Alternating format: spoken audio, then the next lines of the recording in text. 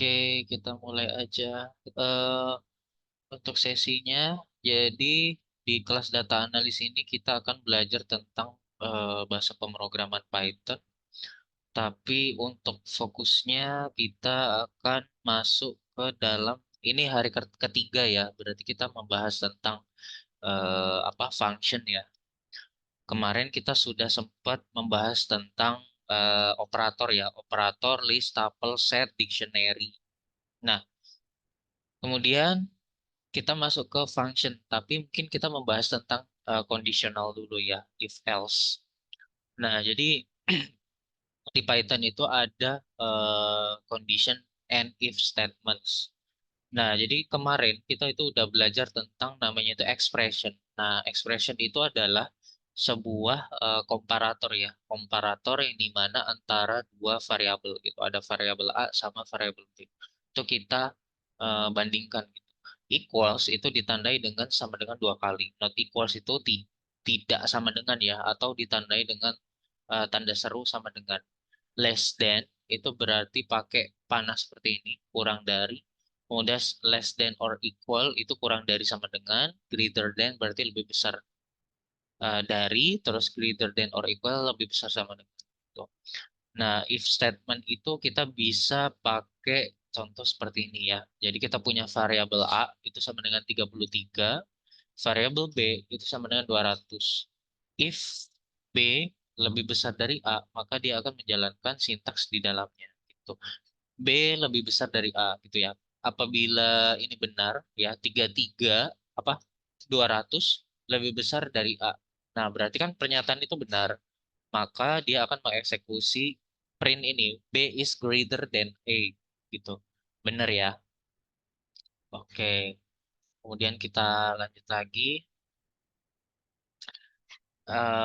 Kemudian kita masuk ke ini ya, indentation. Python release on indentation, white space at beginning of line gitu. Jadi Python itu menggunakan konsep indentasi seperti ini. Nah, ini ada error ya, yang dimana tuh eh, setelah if itu tuh printnya itu apa? Setelah if itu print ini itu tidak ada indentasinya.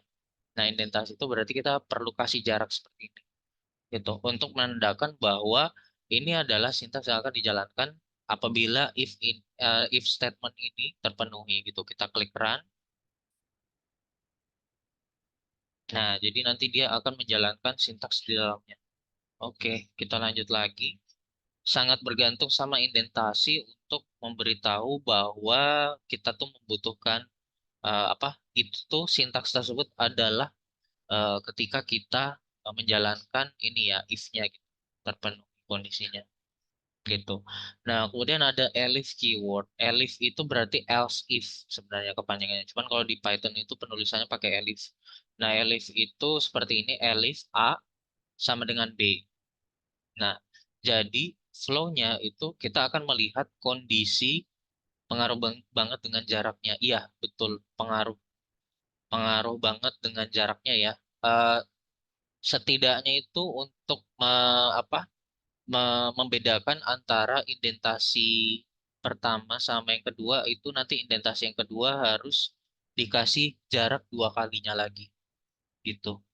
Nah, kemudian nanti aku kasih contoh ya apa Mas Iko ya. Itu contohnya itu bisa if-nya itu ada di dalam if gitu. Nah, nah ini untuk yang elif ya. Eh, Nah, jadi kita punya variabel A sama dengan 33, yang B juga 33. Tuh. Nah, terus di sini ada kondisional B lebih besar dari A. Nah, itu apakah itu benar? Nah, pernyataan itu salah ya, karena A sama B itu value-nya sama 33. Nah, kemudian di sini ada kondisi lain. Kalau misalkan A sama dengan B, maka dia akan memprint apa mencetak string sebagai berikut gitu. Nah, jadi dia bakal mencetak A and B are equal gitu. Jadi pernyataan ini benar ya. Jadi ini if yang pertama itu dicek dulu. Kalau misalkan if yang pertama salah, dia akan ngecek if yang selanjutnya dari elif ini. Kalau misalkan pernyataannya salah, dia akan ngecek lagi sampai ke bawahnya kalau masih ada elif. Kalau misalkan udah benar, berarti dia akan berhenti di sini gitu. Seperti itu ya. Nah, untuk indentasi yang lain itu contohnya misal if di dalam if itu ya, aku bikin if seperti ini. Terus kondisionalnya misalkan aku punya C ya. C sama dengan 100. Terus aku bikin if kondisionalnya eh atau ada batas maksimum elif. Kalau sejauh ini sih nggak ada batas maksimumnya, Mas Iko. Jadi bisa banyak banget sampai ke bawah gitu, sampai 10 kali setauku bisa gitu. Nah, tapi sebenarnya itu apa ya, tergantung kondisinya ya. Kondisi kita mau bikin programnya itu seperti apa. Biasanya kalau yang banyak seperti itu kita apa ya, bakal membuatkan konsep if-nya, kondisionalnya itu menggunakan ini list gitu ya. Kemudian dari list tersebut nanti di looping gitu. Jadi if-nya itu nanti ngelihat dari listnya gitu. Nah, kemudian misalkan di sini kondisinya C lebih besar dari A gitu ya. Misalkan C lebih besar dari A, nah dia ada indentasi yang selanjutnya seperti ini. Print C is greater than A. Seperti ini. Nah, terus kita run. Nah, pernyataan ini benar ya. Jadi dia bakal masuk ke ini, ke print ini.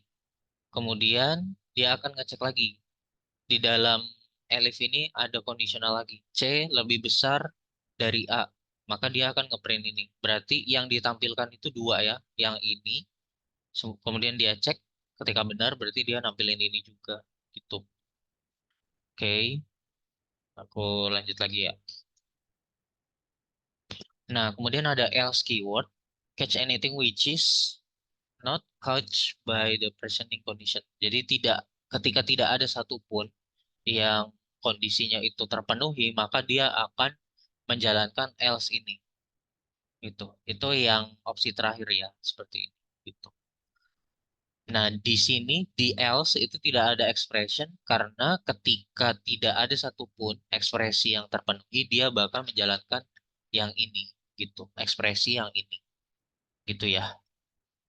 Oke, kita lanjut lagi.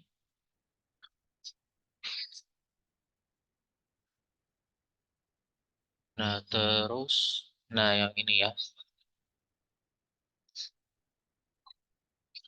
Nah, A sama dengan 200, B sama dengan 33. Nah, jika B lebih besar dari A, nah maka dia bakal bikin ini ya, kondisional seperti ini ya. Kemudian nanti kalau misalkan tidak terpenuhi, maka dia akan ini memprint B is not greater than A. Seperti itu. Oke. Nah, terus ada konsep shorthand if juga. Jadi shorthand if ini dia one line ya. Jadi line-nya tetap sama seperti ini. Nah, kalau di JavaScript itu namanya ternary if. Nah, ternary if itu adalah yang di mana tuh kita bisa mempersingkat ini mempersingkat ininya apa kondisinya gitu ya. Jika A lebih besar dari B, maka dia akan print A is greater than B. Seperti itu. Jadi bisa dibuatkan secara satu line seperti ini. Oke. Nah, ini kalau misalkan mau ditambahin apa? Ditambahin else ya, Mas Iko ya. Kalau mau ditambahin else itu bisa seperti ini penulisannya. Print A jika A lebih besar dari B. Jika tidak, maka print B. Seperti itu. Jadi print A-nya itu diketik dulu ya di awal, terus spasi if A lebih besar dari B gitu. Jadi ini kondisi pertama gitu. Oke, kita lanjut lagi. Nah, ini ya, ternary operator atau biasanya itu kita sebutnya ternary if sebenarnya Mas Iko gitu. Oke, sebentar ya.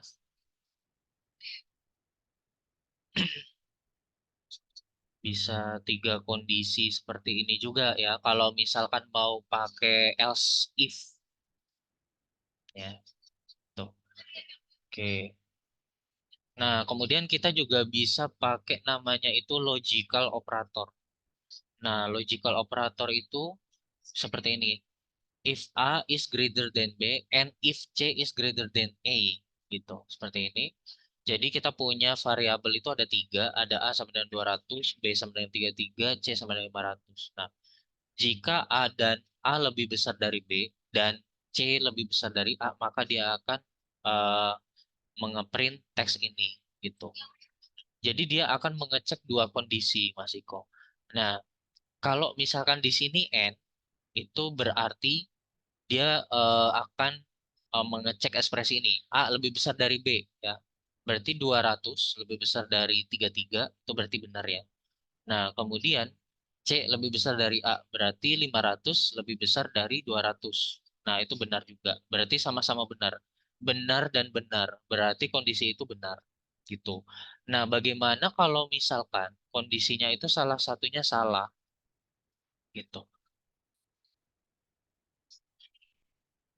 Iya, lebih banyak expression, Mas Iko.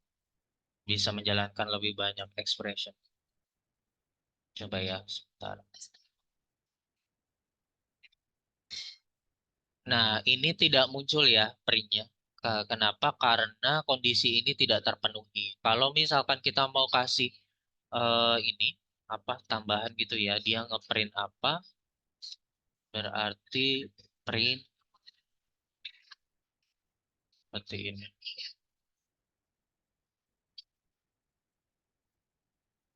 Eh, condition are false.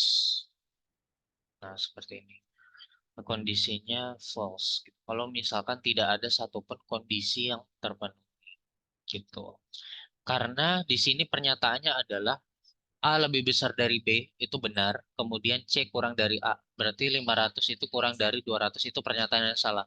Benar dan salah, berarti outputnya itu salah. Seperti itu. Nah, kemudian kita masuk ke OR ya.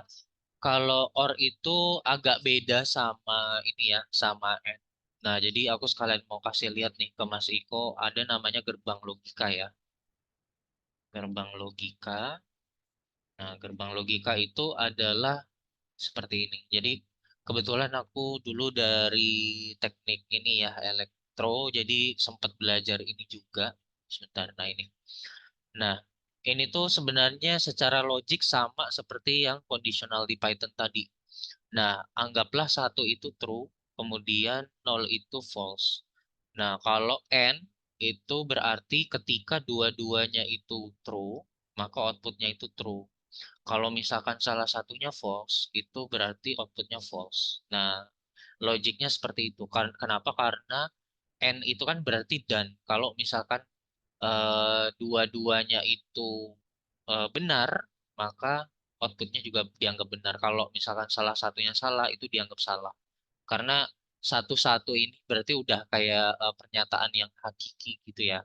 Nah, kemudian untuk yang logic or itu berarti atau. Nah, kalau atau itu kalau misal kita dikasih pilihan, misalkan kamu pilih apa? Misalkan pilih Indomie goreng atau Indomie rebus gitu ya. Nah, berarti pilihan kita itu bisa salah satunya. Karena kedua-duanya itu benar ketika kita memilih salah satunya gitu. Ya misalkan apa ya? Di sini satu-satu itu outputnya satu. Kalau misalkan salah satunya aja yang salah, tapi satunya benar, outputnya tetap satu. Gitu. Itu logic OR. Nah, kurang lebih seperti itu. Nah, di sini juga sama. A lebih besar dari B. Nah, berarti 200 lebih besar dari 33. Itu benar ya. 200 lebih besar dari 33. Itu benar. Terus A lebih besar dari C. 200 lebih besar dari 500. Itu salah. Nah, tapi kondisinya tetap benar ya, karena at least one of the condition is true. Setidaknya itu ada satu kondisi yang benar gitu.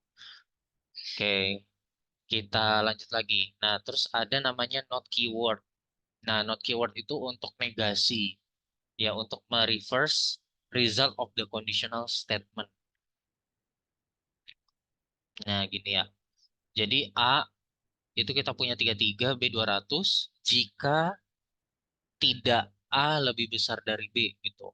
Pernyataan A lebih besar dari B itu berarti adalah pernyataan yang salah ya, pernyataan yang salah. Nah, ketika pernyataan itu salah dinegasikan menjadi benar. Nah, maka dari itu nanti kondisinya memenuhi dan ini akan di-print gitu ya.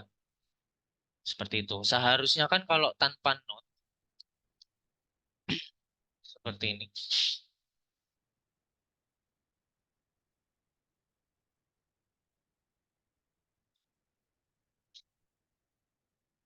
Kalau tanpa not seperti ini kan berarti pernyataannya salah ya. Seharusnya tidak menampilkan apapun di sini ya. Oke, kita lanjut lagi. Nah, nested if itu seperti halnya yang aku peragain tadi ya, Mas Iko. Jadi di dalam if itu bisa ada if lagi. Nah, kemudian sampai berpuluh-puluh kali if di dalamnya itu bisa gitu. Namanya nested if. If bersarang gitu ya. Jadi dia bakal ngecek dulu if yang pertama X lebih besar dari 10, oke, berarti benar. Dia bakal ngeprint above 10 gitu ya. Kemudian dia ngecek lagi if yang kedua ya. Yang satu ini, satu bundle sama else-nya. If X lebih besar dari 20 itu benar juga. Tuh, maka dia akan menampilkan teks ini. And also above 20. Oke, kita lanjut lagi. Kemudian ada past statement. If statement cannot be empty, but if you for some reason have an if statement with no content, put in past to avoid getting an error. Nah, kalau misalkan apa ya, dalam beberapa kondisi kita tuh lagi nggak mau pakai if ini, kita bisa memberikan keyword past seperti ini. Kalau kita nggak pakai keyword past, nanti bakal muncul error karena ketika ada kondisi maka seharusnya ada sesuatu yang dijalankan gitu, di dalamnya. Makanya di sini mesti ada pas. Tuh. Oke, kita lanjut lagi. Kemudian kita masuk ke while loops ya. Jadi loop itu sebenarnya ada dua ya, ada while sama for. Nah, untuk perulangan itu sendiri ya menggunakan while itu seperti ini. Jadi misalkan nih kita punya variabel i sama dengan satu. Nah, while kemudian di sini ada expressionnya. Ketika i-nya itu, aduh mohon maaf, ini aku close dulu IDM-nya udah expert. Nah, ketika i-nya itu kurang dari 6 maka dia akan terus mencetak variabel i.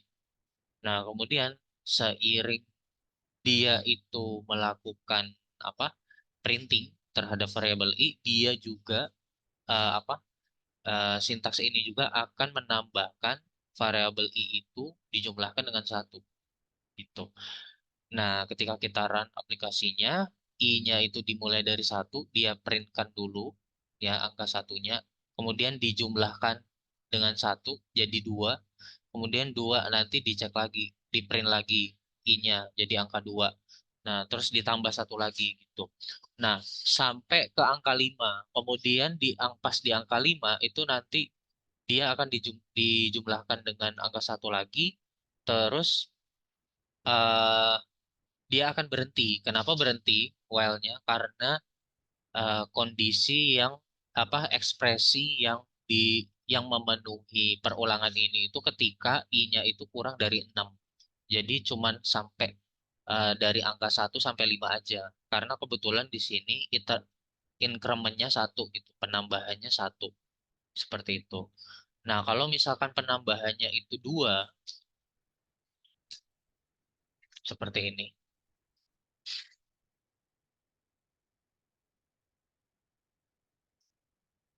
Nah, jadi yang muncul itu 135 gitu kelipatannya karena ditambah dua gitu seiring apa perulangannya berlanjut gitu.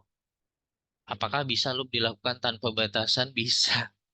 Itu bisa dilakukan, tapi nanti bakal ngehang aplikasinya karena loopnya tidak berhenti gitu. Jadi dalam mendevelop sebuah aplikasi yang dimana itu kita menggunakan looping itu harap berhati-hati dalam memberikan batasan.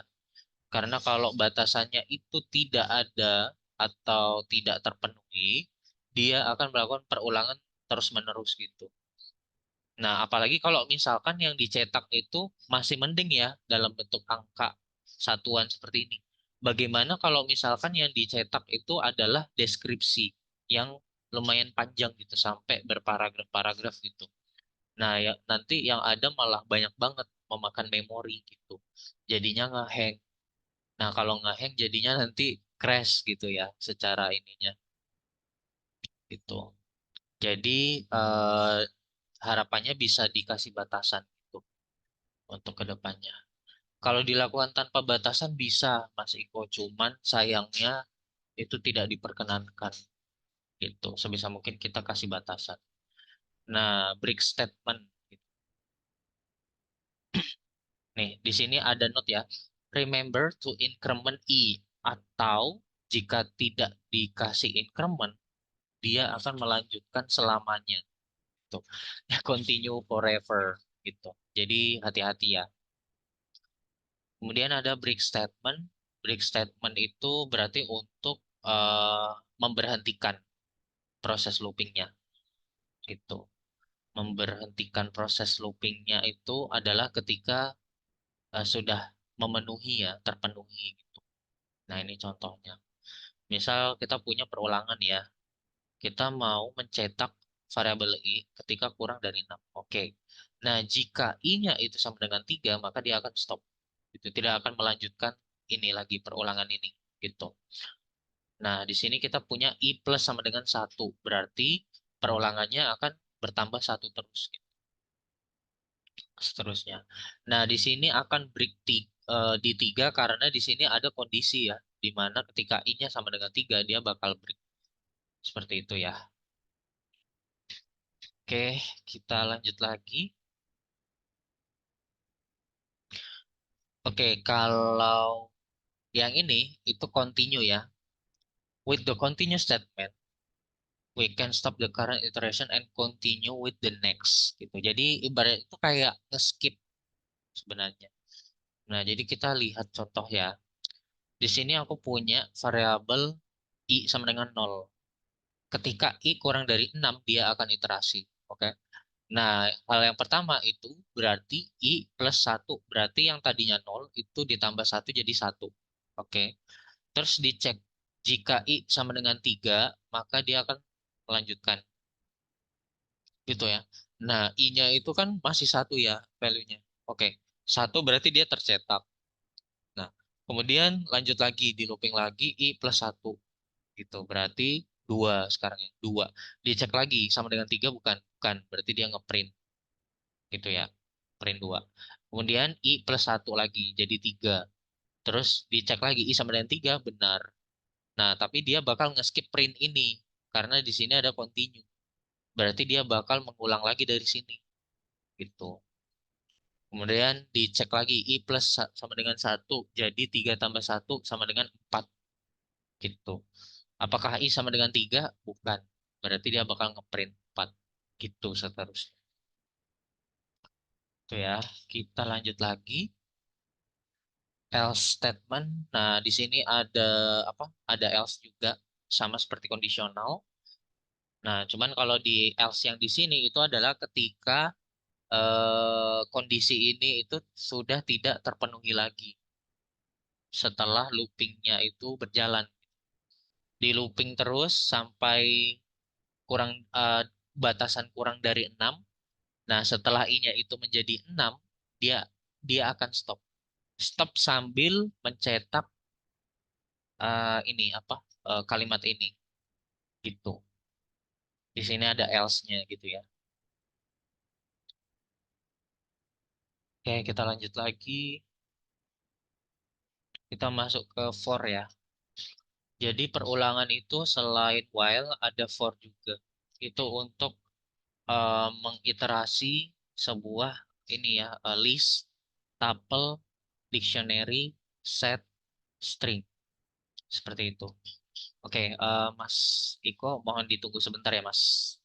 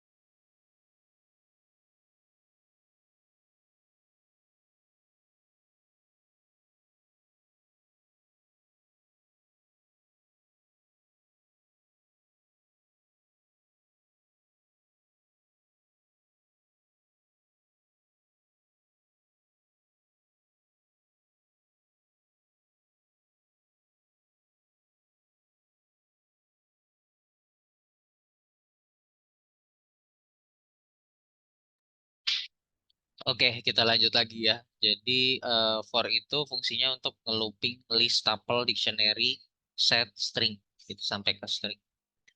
Nah, kemudian di sini ya contoh. Contoh misalkan aku punya variabel fruits. Kemudian di sini tuh ada isinya apple, banana, cherry gitu ya. Nah, aku bisa nge-looping gitu. Nge-looping itu lakukan perulangan gitu. Karena ini kan berarti deretan value gitu ya. Nah, di mana itu bisa ini apa bisa kita ulangi gitu, lakukan perulang. For X in fruits gitu ya. Nah, jadi penulisannya itu kita pakai in yang dimana X itu adalah value yang diulang. Sedangkan fruits itu adalah variabelnya gitu. Jadi di sini variabel fruits, terus di sini X, kita print X-nya. Nah, dia bakal melakukan perulangan sebanyak value yang ada di dalam list ini. Gitu. Misalkan ini ada tiga, berarti dia akan berulang sebanyak tiga kali. Seperti itu.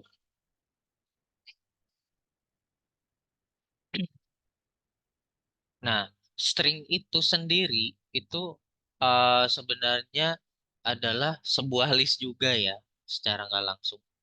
Jadi kita bisa looping juga menggunakan for. Misalkan di sini kita punya huruf banana gitu ya. Kita looping dengan value-nya X, berarti nanti mulai dari huruf B, A, N, A itu ya akan diulang terus sampai selesai. Seperti itu. Bisa di looping stringnya. Oke. Nah, kita juga bisa pakai break statement itu untuk ini ya memberikan batasan gitu ya. Nah, ketika sudah mencapai value banana, dia bakal break, berhenti. Makanya ketika kita coba untuk eksekusi perulangannya, di sini cherry-nya itu hilang. Kenapa? Karena sudah break ketika banana gitu. Oke, kita lanjut lagi ya. Kita masuk ke function. Oke, jadi function itu apa ya? Function adalah sebuah blok codingan which only runs when it is called. Berarti yang blok coding yang run-nya itu ketika itu dipanggil gitu. Nah, kemudian kita bisa passing data yang kita ketahui sebagai parameter itu sebagai sebuah function. Kita bisa return dulu, return juga, maksudnya mengembalikan nilai datanya itu sebagai hasil. Nah, cara membuat sebuah function itu kita bisa pakai def keyword seperti ini. Nah, kemudian di sini ditandai dengan nama fungsinya apa. Kemudian dalam kurung titik dua. Nah, terus di sini blok codingan yang akan kita jalankan ketika function ini terpanggil, gitu ya. Nah, untuk menjalankan function itu sendiri kita bisa mengetikkan seperti ini, gitu. Nama functionnya dalam kurung kosong, gitu ya. Misal contoh. Nah, gini. Def my function print hello from a function. Kalau misalkan aku nggak memanggil ini, seharusnya dia tidak mengeksekusi apapun gitu, tidak mengeprint apapun.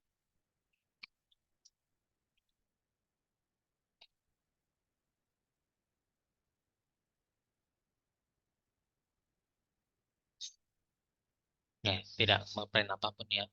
Nah, ketika aku kembalikan, terus aku klik run.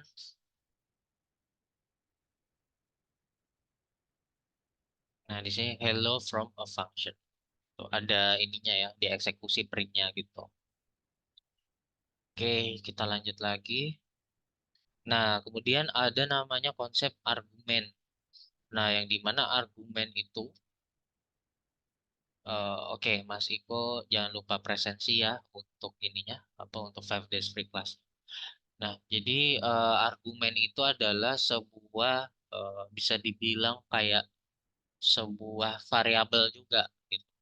Atau apa ya nilai yang kita berikan ke dalam sebuah function. Ya, misalkan di sini aku punya function namanya my function dalam kurung argumennya fname gitu ya. Nah, nanti fname ini bisa kita gunakan untuk ngeprint gitu. Ngeprint eh, apa argumennya, isi argumennya. Kemudian ketika kita memanggil functionnya, kita isikan argumennya. Misalkan di sini Emil, terus di sini kita panggil fungsinya lagi Tobias, panggil lagi Linus gitu ya. Jadi dia bakal mengeksekusi print di dalamnya itu sebanyak 3 kali karena 3 kali panggil function. Tapi dengan argumen yang berbeda value-nya masing-masing. Yang pertama Emil, berarti di sini Emil plus refness. Jadi dia eksekusi 3 kali. Argumennya beda-beda ya, makanya di sini namanya beda-beda gitu. Oke.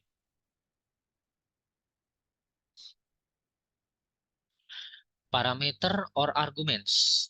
Parameter and argument can be used for the same thing, information that are passed into a function. Parameter sama argumen itu sebenarnya sama ya. Nah, dari function perspektif, ya, parameter itu variabilis inside the parenthesis in the function definition. Jadi di dalam parenthesis, parenthesis itu yang petik-petik itu ya, itu parameter namanya. Nah, argumen itu value yang di that is sent to the function when it is called. Jadi yang dikirimkan ke function ketika function itu dipanggil. Gitu. Jadi punya perspektif yang berbeda sebenarnya mirip-mirip ya. Oke. Nah, untuk banyaknya argumen itu sendiri bisa lebih dari satu. Jadi nggak cuma satu aja dalam satu function. Bisa 2, 3, sampai 10 juga bisa.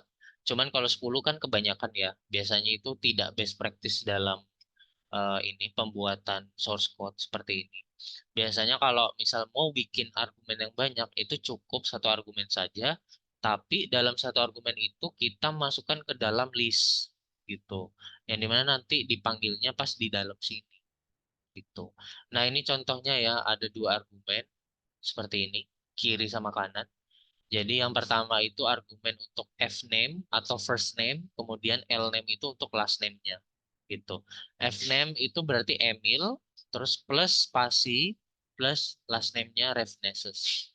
Tuh, makanya di sini muncul tampilan seperti ini. Tuh. Oke, kita lanjut lagi. Nah, apabila kalau ini ya, kita tuh punya dua argumen seharusnya. Nah, tapi yang kita masukin cuma satu. Dia bakal error seperti ini. Missing one required positional argument. L-name. Berarti L-name-nya kurang. Gitu. Maka dari itu solusinya kita perlu menambahkan last name di sini. L-name-nya. Emil Tobias. Gitu. Contoh.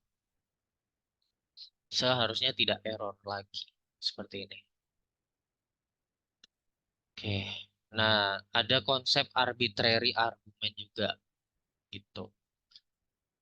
Nah, kalau misalkan kita tidak tahu banyaknya argumen yang akan dimasukkan ke dalam function, itu kita bisa pakai bintang before parameter name in the function definition. Berarti sebelum ininya argumennya. Tuh. Nah, this way the function will receive a tuple of arguments and can access the items accordingly. Jadi dia tuh bakal berbentuk tuple ya. Tuple itu kita sudah sempat belajar kemarin. Itu mirip-mirip seperti list juga ya, tapi ada indeksnya gitu. Jadi di sini misalkan aku punya function. Nah, aku nggak tahu nih ini ke depannya function ini akan punya argumen berapa banyak gitu. Maka dari itu kita bisa pakai arbitrary seperti ini, kita tambahkan bintang, terus print ini gitu. Dia akan ngeprint ini. Nah, kemudian kita panggil functionnya. Nah, di function itu ternyata setelah kita coba, itu kita memasukkan banyak di sini. Emil Tobias Linus gitu. Nah, ada tiga. Otomatis di sini dia bakal menjalankan ini ya sintaks print ini itu, tapi dengan argumen ya di sini kids ya kids yang argumennya itu indeksnya indeks yang indeks 2 gitu. Kalau indeks 2 itu kan berarti value yang ketiga ya, Linus berarti gitu. Berarti ini indeks pertama atau nol ya. Ini indeks pertama nol, ini indeks kedua satu, terus ini indeks ketiga 2 gitu. Jadi kalau kita mau mengakses indeks pertama berarti di sini indeks yang ke nol gitu. Hasilnya adalah Emil seperti ini. Oke, kita lanjut lagi. Keywords argumen. Jadi kita bisa apa? Memberikan identitas ya dengan menggunakan keywords gitu. Misal di sini aku punya function yang argumen pertama child 3, child 2, child 1 urutannya. Nah, tapi secara implementasi kita tuh bisa memberikan keyword seperti ini untuk untuk mengspesifikasikan ini tuh dikasih ke buat argumen yang mana tuh. Child 1 duluan itu sama dengan Emil, child 2 Tobias, child 3 Linus. Padahal child 1 itu tuh letaknya di paling kanan, tapi kita memberikan value-nya di paling kiri. Nah, tapi ada syarat di mana kita harus membuat keyword seperti ini gitu. Nah, yang child 3 malah di paling kanan, padahal secara function dia ada di argumen paling kiri gitu. Nah, maka dari itu bisa kita tuliskan seperti ini. Kalau misalkan kita nggak tahu isinya itu seperti apa gitu urutannya. Maaf ya, muncul-muncul terus. Oke, kita lanjut lagi. Nah, kita juga bisa pakai arbitrary keywords argumen ya. Jadi pakai keywords juga nih gitu. Tapi kita nggak tahu ini panjangnya itu ada berapa gitu. Sampai 10 kah atau apa. Kita nggak tahu. Tuh, kita bisa buatkan seperti ini. Nah, terus yang nggak kalah penting juga kita bisa kasih default parameter value. Nah, default parameter value itu maksudnya adalah kita kasih value default. Default itu maksudnya kalau misalkan value-nya nggak ada, maka dia akan memberikan value default-nya gitu. Contoh di sini, aku punya function country sama dengan Norway gitu ya. Berarti ketika kita memasukkan data di sini, ya Sweden. Sweden itu berarti kan ada value-nya ya function ini. Ketika ada value-nya, maka dia akan ngeprint value yang berasal dari awal gitu. Kita menjalankan function Sweden tadi. Tuh. Makanya di sini I am from Sweden. Terus kemudian India gitu. India berarti ada value-nya ya. Nah, kemudian di sini kosong. Nah, kalau kosong dia akan menggunakan value yang ini gitu. Kalau ada isinya dia akan menggunakan value yang sesuai diisi. Seperti itu ya. Jadi bisa pakai konsep default value juga.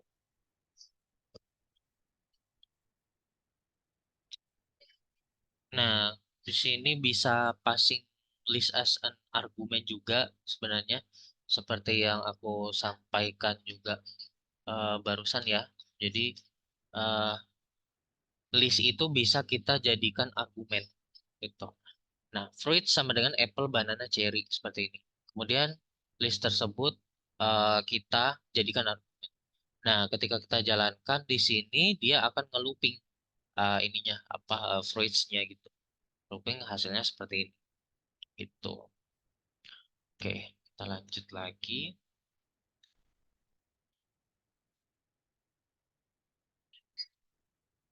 To let a function return a value, use the return statement gitu. Jadi kalau misalkan function ini itu mau digunakan untuk mengembalikan sebuah nilai, itu kita pakai return seperti ini. Jadi printnya itu adalah print hasil dari my function ini. Nah, kebetulan kita punya my function ada argumennya x. Nah, argumen x itu kita isi dengan angka 3. Nah, di sini ada operator 5 dikali X berarti 5 dikali 3 ya di sini. Maka hasilnya 15. Terus di sini diisi argumen 5 berarti 5 kali 5 25 gitu. Jadi bisa buat apa? Ini juga ya seperti layaknya kalkulator gitu ya. Oke, kita lanjut lagi. Nah, terus di ini juga bisa pakai pas ya.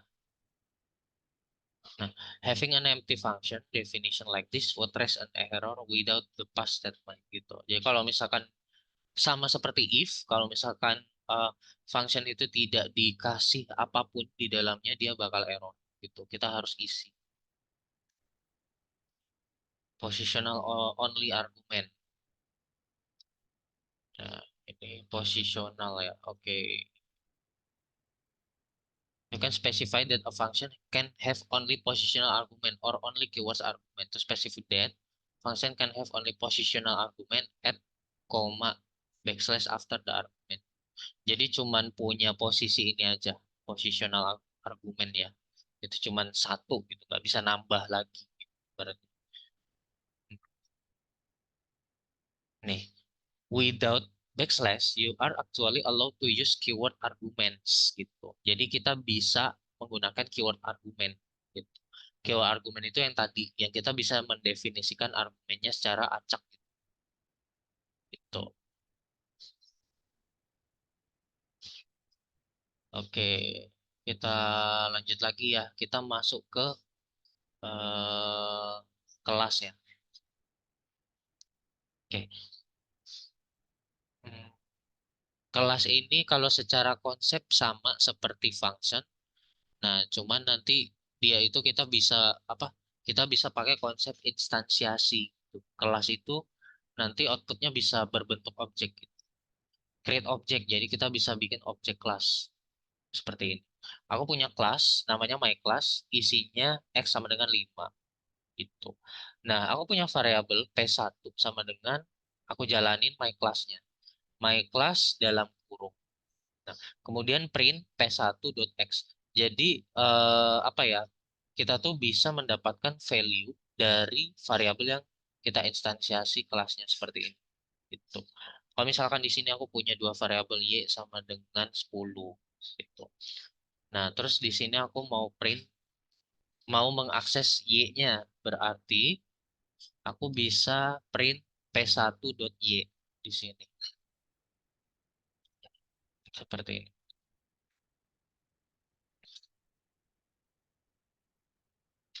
Nah, nanti muncul tampilannya seperti ini ya. 5 sama 10. Tuh.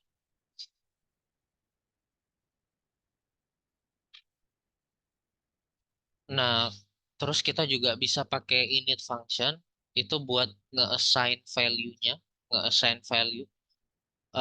Assign value itu ibaratnya kayak kita tuh jadikan ini kayak ini apa kayak function gitu ya.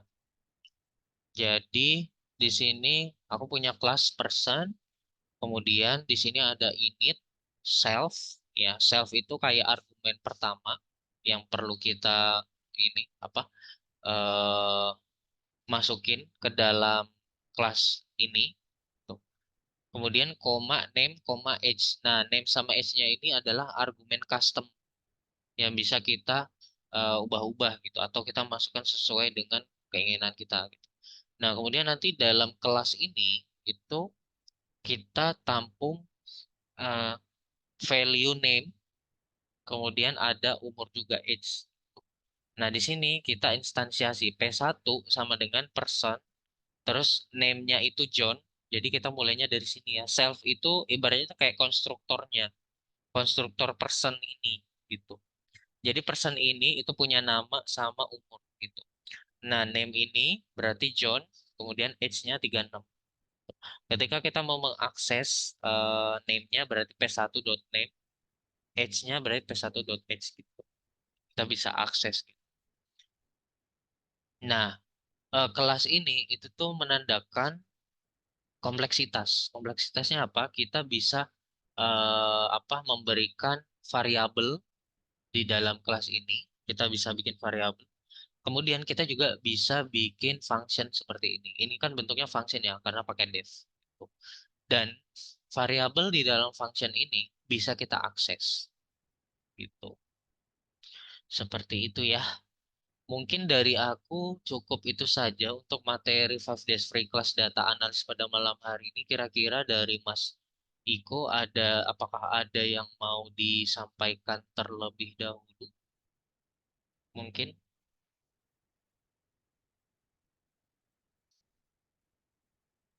ada yang mau ditanyakan. Seru sih, cuma pusing ya. Iya. Kalau kalau ini kalau kita udah mulai masuk ke kelas sama objek itu biasanya kita udah mulai struggle untuk ini mulai berpikir gitu ibaratnya karena udah mulai rumit ininya untuk sintaks di dalamnya gitu. Jadi memang dibutuhkan sebuah pemahaman yang lebih mendalam itu kalau misal kita mau ini belajar tentang kelas. Terus nanti di kelas itu ada konsep inheritance, polymorphism dan sebagainya. Kalau full itu makan waktu belajar berapa lama ya? Oh, kalau full ya. Full itu maksudnya yang private class ya. Kalau private class itu Mas Iko itu kurang lebih kita sebenarnya targetnya itu at least 3 bulan. 3 bulan belajar itu bisa sampai selesai belajarnya bisa dapat bimbingan penyaluran. Seperti itu, Mas Iko. Iya, jadi kalau mau belajar data analis, kebetulan kita juga udah punya kelas data analis, jadi bisa subscribe aja untuk private kelasnya. Kalau saya nggak ngambil penyaluran, boleh. Kebetulan private kelasnya ini tuh udah satu bundle, Mas, sama penyalurannya. Kalau misalkan mau yang tanpa penyaluran sih bisa-bisa aja, Mas, tapi reguler. Itu tanpa tanpa penyaluran. Yang kelas reguler tapi gitu. Nah, itu sebenarnya sama aja ya, itu udah satu banding sama penyaluran, tapi kalau nggak mau diambil penyalurannya juga nggak apa-apa gitu. Gitu, Mas Iko. Nggak wajib gitu, nggak wajib ngambil penyaluran. Kalau untuk saat ini yang running itu ada bootcamp sebenarnya, tapi baru yang digital marketing sama yang HR ya, human resource. Kalau untuk yang data analis kebetulan kita udah belum buka lagi. Baru yang kemarin aja sih itu di bulan Januari ya, itu batch 2 baru sampai batch 2. Kalau yang batch 3-nya belum ada, belum lanjut. Ya mungkin nanti kita bakal adain lagi ya, tapi belum tahu kapan. Itu karena kita juga ngumpulin peminat-peminatnya gitu pada berapa orang gitu. Untuk saat ini lebih ke 5 days free class dulu programnya buat promosiin. Kompleks. Gak cuman Python aja belajarnya. Nih, kalau di scroll sampai ke bawah, tuh nanti kita bakal belajar machine learning. Machine learning itu Python juga sebenarnya ya. Kita pakai Python. Nah, nih ada MySQL. Kita belajar SQL juga gitu. SQL syntax. Terus ada MongoDB. Terus sebenarnya kita juga apa ya? Data analis itu ada beberapa yang pakai Excel juga, Microsoft Excel gitu untuk mengelola datanya. Terus ada juga yang pakai R, bahasa R itu juga ada. Terus ada juga yang spesifik pakai tools, ya misal pakai Tableau, kayak gitu-gitu. Jadi sebenarnya kalau secara bahasa sih, kalau sekarang yang general itu Python gitu. Tapi bisa mempelajari hal-hal yang lain juga. SQL karena data analis itu kan berhubungan sama database ya. Jadi kita butuh integrasi dengan database itu DBMS ya, Database Management System. Tuh. Nah, itu kita pakai MySQL, Postgres, terus pakai apa apa namanya MongoDB dan sebagainya. Ada inilah apa database yang lain juga ya, ada banyak. Kayaknya lebih untuk ke automation ya. Automation itu maksudnya gimana ya? Kalau di data analis itu ada namanya teknik scraping ya. Nah, scraping itu apa ya? Kita mengumpulkan data, tapi datanya itu dikumpulin menggunakan script gitu, script Python. Script script yang kita buatkan itu fungsinya untuk menerima banyak tipe data, contoh kayak gambar, teks, misalkan di website-website ini pemerintah gitu ya, kita pengen dapetin semua data-datanya, tapi eh, apa ya, untuk website yang bisa diakses secara publik, contoh kayak misal kode pos, itu kita bisa loh dapetin semua datanya yang sampai ribuan gitu ya, mungkin ribuan kode pos itu menggunakan Python itu bisa langsung datanya lengkap. Nggak langsung sih, maksudnya kita bisa secara otomatis membuat script untuk dijalankan, nanti dia mengumpulkan secara bertahap gitu. Nunggu sampai 1 jam mungkin bisa dapetin sampai 1.000 gitu, itu bisa. Terus di Google Maps itu misalkan kita mau ngumpulin data-data apa bangunan, Indomaret, Alfamart, itu bisa pakai Python juga gitu. Jadi kita nggak apa nyari satu-satu secara manual itu butuh waktu.